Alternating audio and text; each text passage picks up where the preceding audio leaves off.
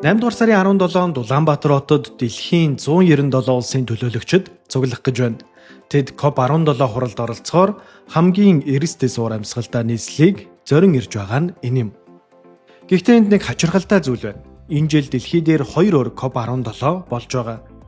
Нэг нь Улаанбаатарт болж байгаа бол нөгөөх нь Армени Ереван хотод болох байртай. Хачирхалтай байгааз.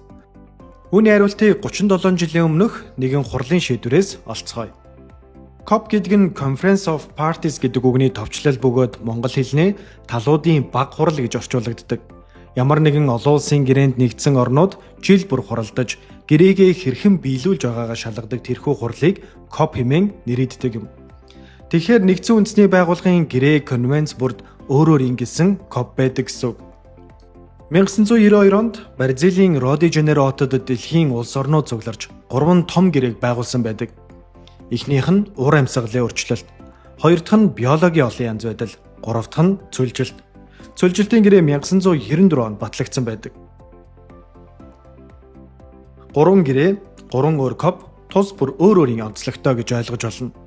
Энэ жилийн хувьд 8 дугаар сард Улаанбаатарт цөлжилтийн COP17, 10 дугаар сард Ереван хотод биологийн олон янз байдлын COP17, 11 дугаар сард Туркийн Анталия хотод уур амьсгалын өөрчлөлтийн COP31 болно. Гуруула нэг жил тарж байгаа нь ховор тохиолдол бөгөөд сонирхолтой давхцал юм. Үүнийг гурвалсан COP-ийн жил гэж нэрлэдэг. Улаанбаатар хотод болох нь цөлжилттэй тэмцэх нэгдсэн үндэсний байгууллагын конвенцийн талуудын баг хурал буюу англи хэлнээр UNCCD COP17 гэж товчилдог. Улаанбаатар хотод болох энэхүү конвенцийн онцлог нь юу вэ гэхээр газрын дороотол цөлжилтийн талаар дэлхийд байгаа цорын ганц хууль эрх зүйн хүчин төгөлдөр гэрээ юм. Өөр ийм гэрээ байхгүй.